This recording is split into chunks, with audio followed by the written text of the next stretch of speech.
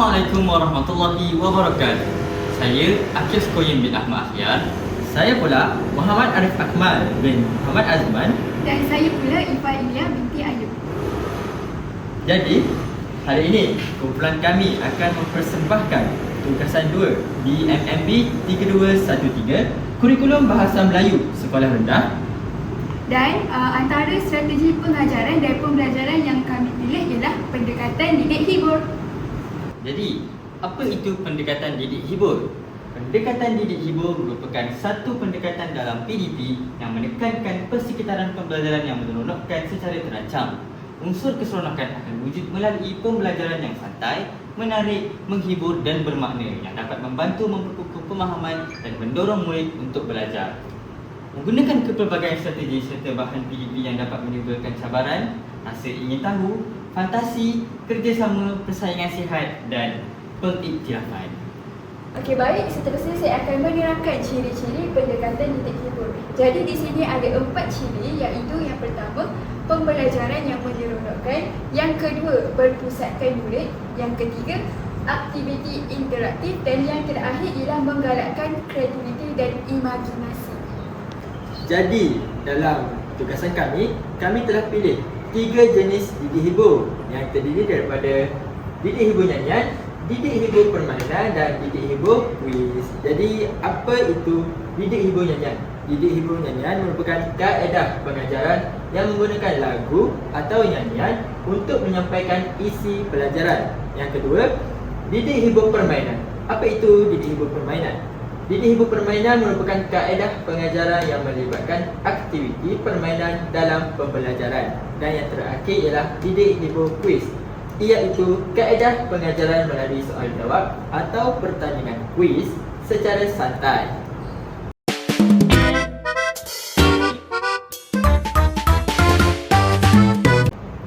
Jadi, pendekatan didik hibur yang pertama yang kami pilih ialah pendekatan didik hibur nyanyian. Kami memilih tajuk kata tanya bagi menjalankan pendekatan didik hibur nyanyian ini. Kami juga memilih DSKP Bahasa Melayu tahun 3 5.0 Aspek tata bahasa. Gunakan standard kandungan 5.1 memahami fungsi dan menggunakan golongan kata mengikut konteks. Menggunakan standard pembelajaran 5.1.4 memahami dan menggunakan kata tugas mengikut konteks kata tanya. Dan objektif pembelajaran adalah pada akhir pembelajaran murid dapat mengingati, memahami dan menggunakan kata tugas tanya mengikut konteks. Jadi, mari saksikan pendekatan didik hibur nyanyian ini menggunakan teknologi terkini. Okey murid-murid, rasa hari ini cikgu nak ajar apa? Tak tahulah cikgu. Tak tahu dah. Tak tahu? Okey, cuba tengok lambang. Pernah nampak tak lambang ni? Nampak kat mana? Biasa dalam ayat cikgu. Ayat. Apa nama dia? Ada soal. Ada soal? Ha. Okey, pandai. Jadi hari ni kita nak belajar kata tanya. Okey, sebelum kita belajar kata tanya, cikgu nak awak duduk diri, kita nak menyanyi hari ni. Bestnya. Okey, jom diri.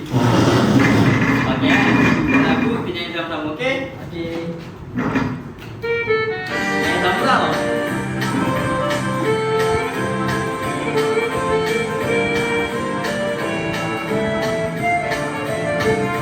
Cikgu eh.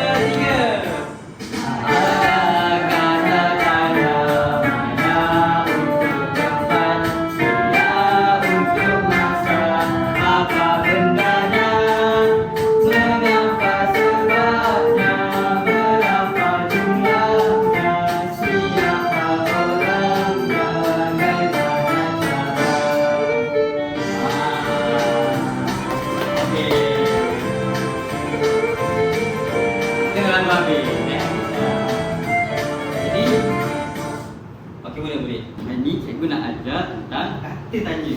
Okey, kata tanya ni adalah satu perkataan yang kita nak guna dalam ayat tanya. Ayat tanya ni adalah ayat untuk menanyakan sesuatu maklumat. Okey. Faham cikgu. Faham Okey, faham tak? Faham? Faham. Okey, jadi tadi kan kita dah hafal tak tadi lagu tadi rasa 7? Hafal. 7 katanya. Okey. Jadi kita akan pergi satu-satu dan cikgu nak kamu semua buat contoh. Okey? Boleh? Okay, tak apa. Boleh, Cikgu cikgu. akan ajar, sama-sama kita belajar.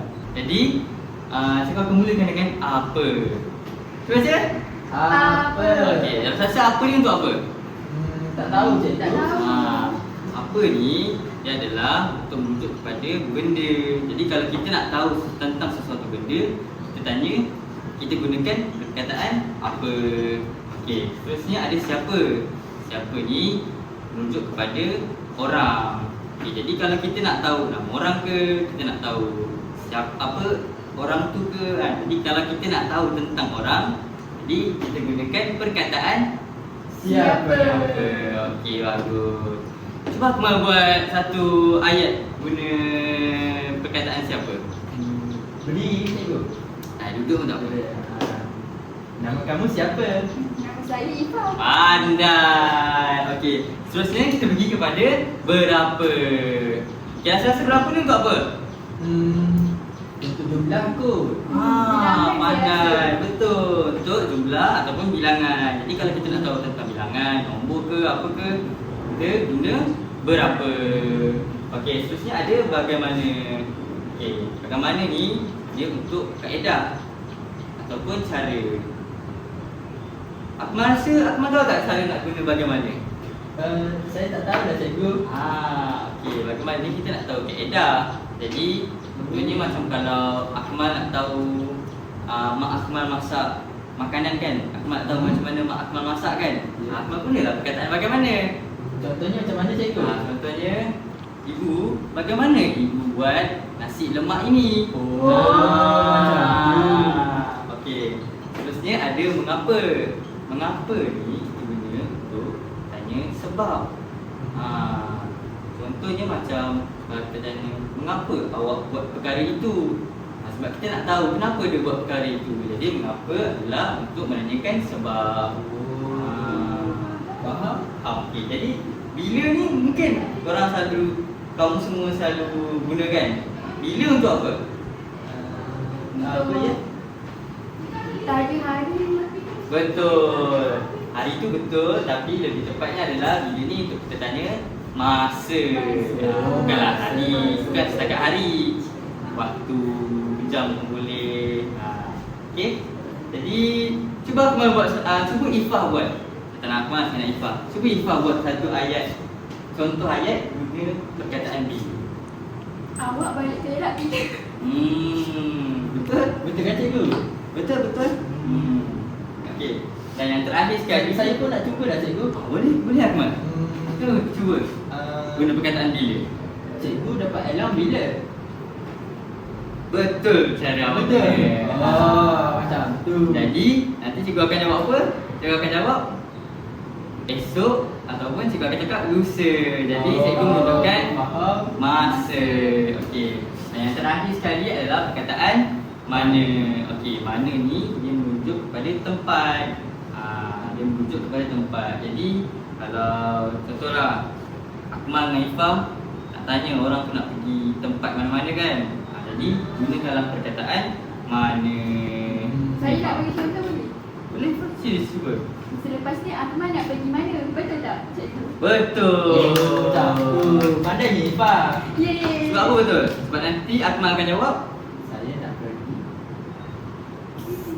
makan. makan. Tak pergi kantin cikgu. Nanti Akmal akan jawab Akmal nak pergi kantin. Jadi kantin tu adalah tempat. Okey. Jadi tapi ada benda penting tau. Kalau kita pakai kata tanya, kita kena guna apa pada hujung ayat kata tanya? Apa Akmal? Tak ada nota ke cikgu? Bukan. Tak tahu dah cikgu.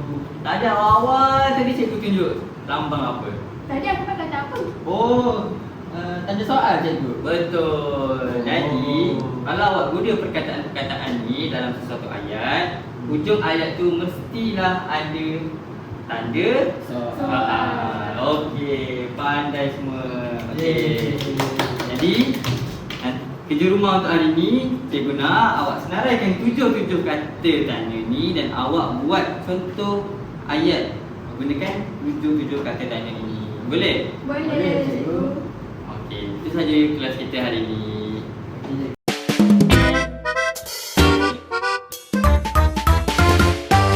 Jenis didik hibur yang kedua yang kami pilih ialah didik hibur permainan.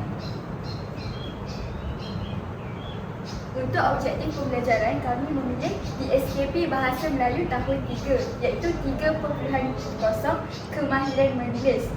Standard kandungan 3.2 iaitu menulis perkataan, frasa dan ayat yang bermakna. Untuk standard pembelajaran iaitu 3.2.1 membina dan menulis ayat berdasarkan perkataan yang diberikan. Mari saksikan pendekatan didik hibur permainan yang menggunakan teknologi terkini. Baik murid-murid, jadi hari ini cikgu akan ajar kamu semua berkaitan struktur ayat. Jadi apa itu struktur ayat? Kamu semua tahu tak? Tak tahu cikgu. Tahu lah cikgu. Okey, baik. Jadi cikgu akan jelaskan apa itu struktur ayat. Struktur ayat dalam bahasa Melayu terdiri daripada subjek dan predikat. Kamu semua mesti pernah dengarkan apa itu subjek dan predikat. Tapi kamu semua tahu tak apa itu maksud subjek dan predikat? Pernah dengar tapi tak tahu. Sama lah. Oh, okey, sama. Jadi, subjek itu ialah bahagian yang menerangkan perilaku atau perkara. Manakala predikat menerangkan perbuatan atau keadaan. Jadi, cikgu akan jelaskan lebih lanjut berkaitan subjek dan juga predikat. Jadi, ayat yang lengkap perlu mempunyai kedua-dua unsur ini iaitu subjek dan juga predikat supaya maksud yang disampaikan jelas dan sempurna. Boleh faham? Boleh faham cikgu. Baik, mari kita masuk kepada subjek. Jadi, subjek ini ialah bahagian yang menerangkan siapa atau apa. Apa? Menerangkan siapa Atau apa? Apa. Okey, pandai. Jadi, subjek ini mesti terdiri daripada kata nama. Contohnya, Ali, ibu dan juga kucing. Macam kamu semua. Contohnya, nama kamu siapa? Yes. Saya Akmal cikgu. Okey, jadi itu menunjukkan subjek. Contoh dalam ayat, Ali membaca buku. Jadi, Ali merupakan subjek. dia boleh jadi orang, haiwan. Itu. Kucing tu subjek lah cikgu. Ya, betul. Contoh ayat yang kita boleh buat ialah kucing itu sedang tidur. Kucing itu merupakan subjek. Ya, betul. Seterusnya kita pergi kepada predikat iaitu bahagian yang menceritakan tentang subjek. Predikat ini mengandungi perbuatan, keadaan atau keterangan. Contohnya, Ali membaca buku di dalam kelas. Jadi Ali ini tadi apa? Ali itu subjek. Dia membaca buku di dalam kelas. Dia menerangkan tentang perbuatan Ali. Boleh faham tak semua? Boleh faham cikgu. Ya, jadi itu berkaitan subjek dan juga predikat.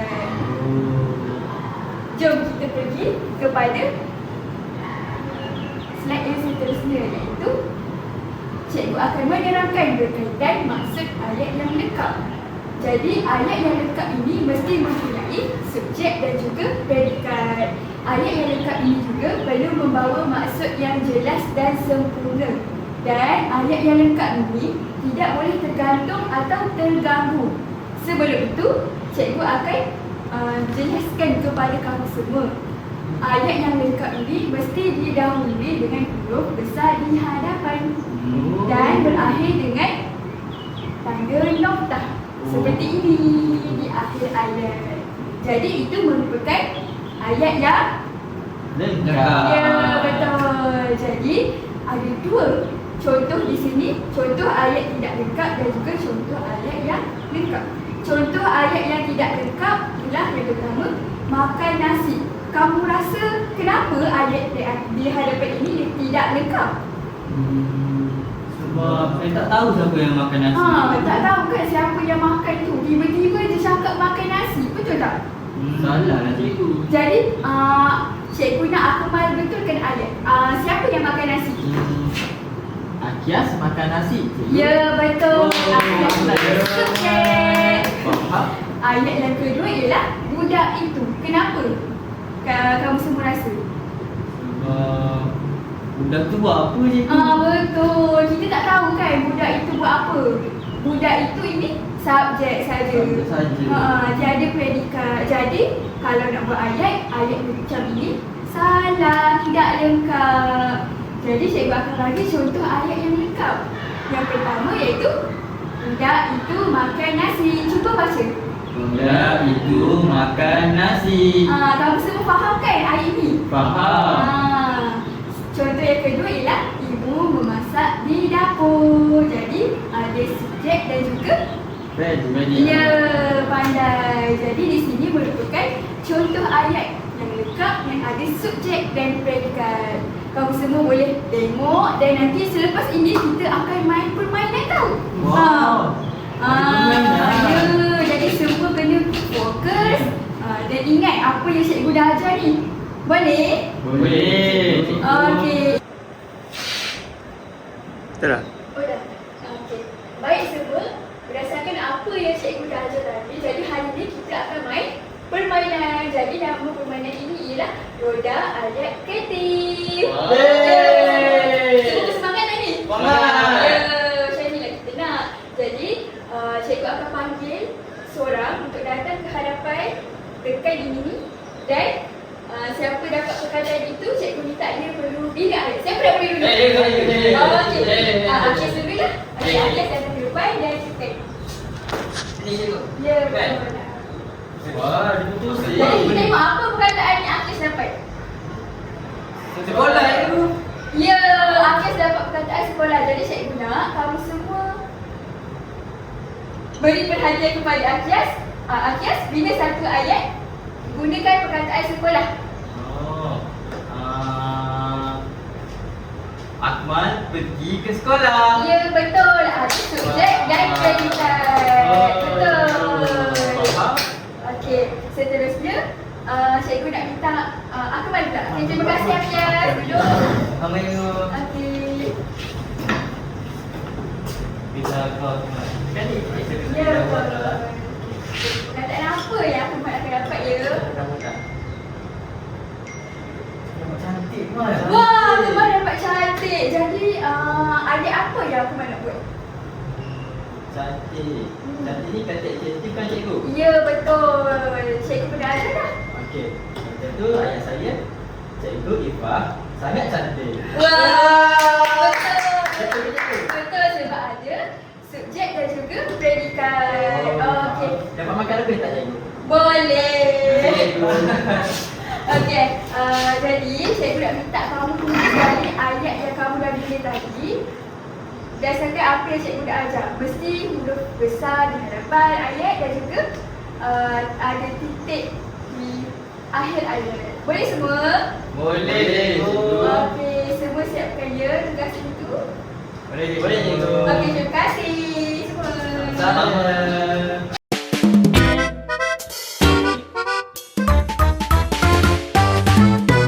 Pendekatan terakhir ialah pendekatan didik ibu quiz.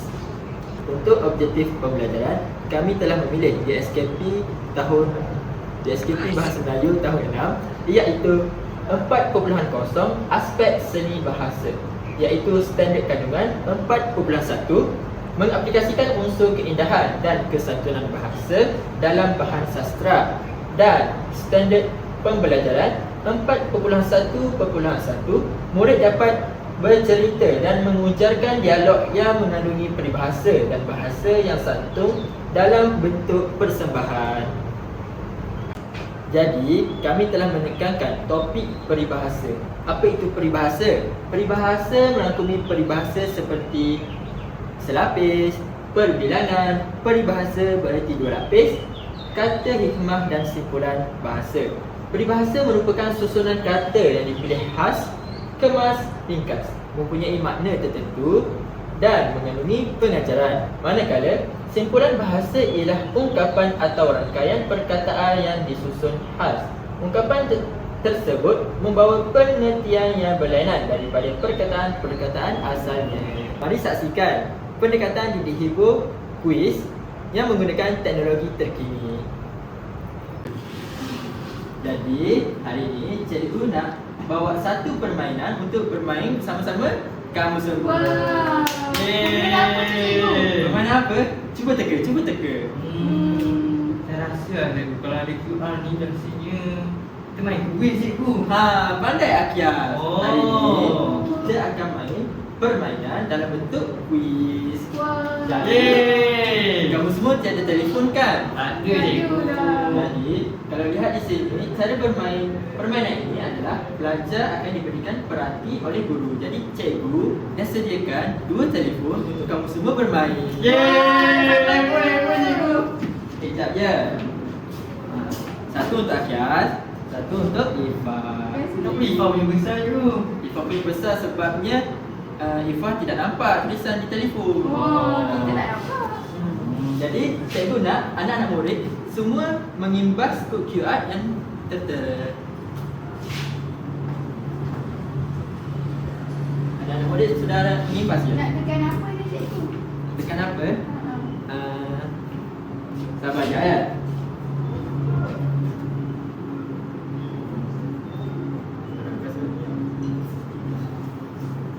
Okey.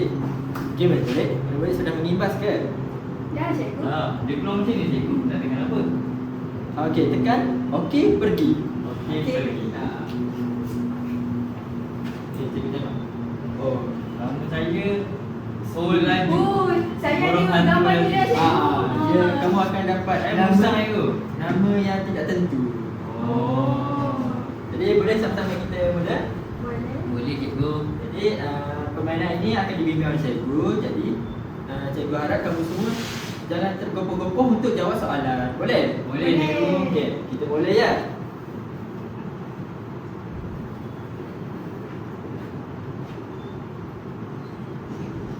Ini ibu kuis peribahasa.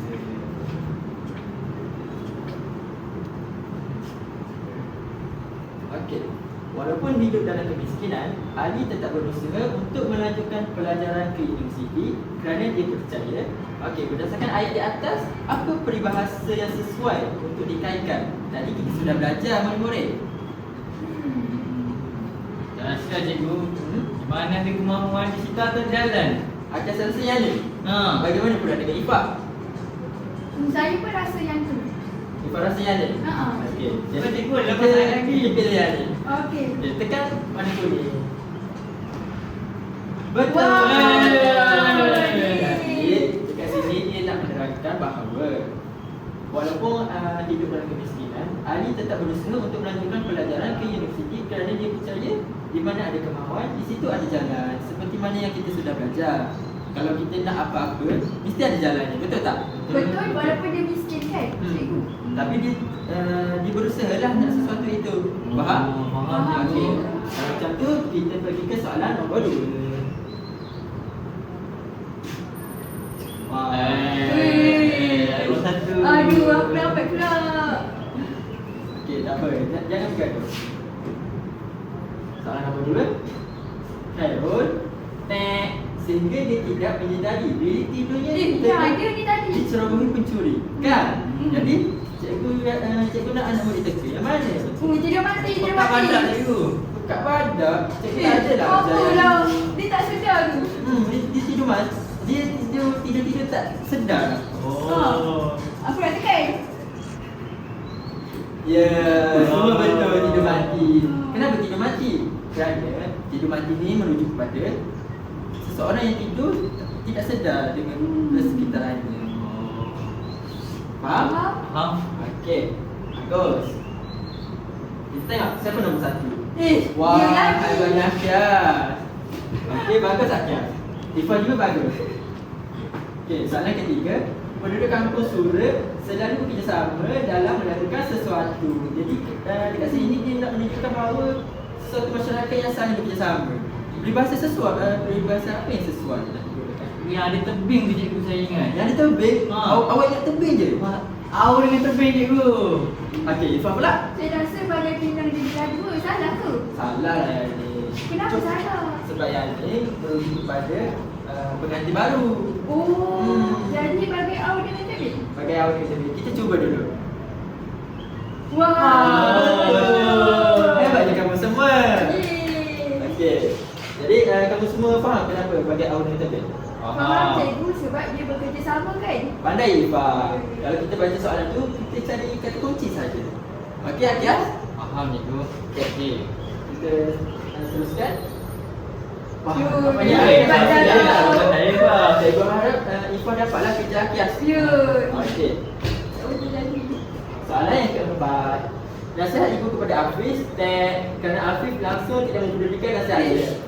Hafiz ni. Apalah. Okey, anda merasa aku yang sesuai dengan ayat di atas. Tu bagai mencurah air ke dalam Melayu, betul tak cikgu? Kenapa? Sebab dia tak pedulikan pun nasihat dia, betul tak dia? Maknanya macam keyword tadi cikgu. Tengok tadi tu? Ha. Ya. Baguslah. Nama dia cikgu masih ingat apa yang cikgu ajar. Okey, pilih. Wah, betul lagi. Dapatlah kamu semua. Bagi mencurah air ke dalam Melayu ini bermaksud walau nasihat yang kita bagi dekat budak tu dia tak indah pun. Walau banyak kita bagi. Faham? Faham cikgu. Bagus. Dan yang terakhir, sebelum tu kita tengok. Oh, nampaknya Akias masih di atas. Aduh. Sikit lagi. Satu je lagi. Satu je lagi. Okey, semangat semua. Dan yang terakhir, kalau kena semangatlah. Mak Gayat tidak boleh membaca kerana dia apa? Buta gaji. Buta huruf, buta hati, Buta hati. buta kayu. Di sini kata kuncinya tidak boleh membaca. Macam mana nak pilih? Saya rasa cikgu buta huruf lah. Buta huruf kan? Kenapa? Wish. Kau nak dah jawab ke? Kamu semua dah jawab ke? Ya. Wah, jadi betul lah buta huruf. Kerana buta huruf ni dia tidak pandai membaca. Jadi itu sahaja dari cikgu. Kita tengok siapa yang menang. Dia tak adalah sebab kita main berdua je. Dua jatuh kepada Ifa. Bagi satu. Sepertinya Akias. Biasa cikgu main ni. Dan nanti kita main lagi ya. Boleh cikgu. Itu saja pengajaran dan pembelajaran oleh cikgu. Jumpa lagi esok. Okey, Bye. terima kasih. Bye. Bye. Jadi berikut merupakan kepentingan pendekatan didik hibur. Yang pertama, meningkatkan minat dan motivasi murid. Pendekatan didik hibur menjadikan pembelajaran lebih menyeronokkan sekaligus menarik minat murid untuk belajar dan memberi perhatian dalam kelas. Yang kedua, menggalakkan penglibatan aktif murid. Murid tidak hanya mendengar tetapi turut terlibat secara aktif melalui permainan, nyanyian dan aktiviti interaktif. Tiga, memudahkan pemahaman dan ingatan. Unsur hiburan membantu murid memahami isi pelajaran dengan lebih mudah serta mengingati maklumat dalam jangka masa yang lebih lama. Keempat pula, meningkatkan kemahiran komunikasi. Aktiviti seperti lakonan, dialog dan permainan membantu murid meningkatkan kemahiran bertutur dan keyakinan diri. Kepentingan yang kelima adalah memupuk kerjasama dan interaksi sosial. Aktiviti berkumpulan menggalakkan murid bekerjasama, berkomunikasi dan menghormati pendapat rakan. Dan yang terakhir, mengurangkan tekanan dan kebosanan. Pembelajaran yang menyeronokkan membantu mewujudkan suasana kelas yang santai dan tidak membosankan. Kesimpulannya, pendekatan didik hibur dapat menjadikan proses PDP lebih menarik, berkesan dan menyeronokkan. Itu sahaja perbetangan daripada kumpulan kami. Pergi ke bandar membeli pena. Pena dibeli berwarna pelangi. Tamat sudah pembentangan kami semua. Semoga ilmu kekal di hati.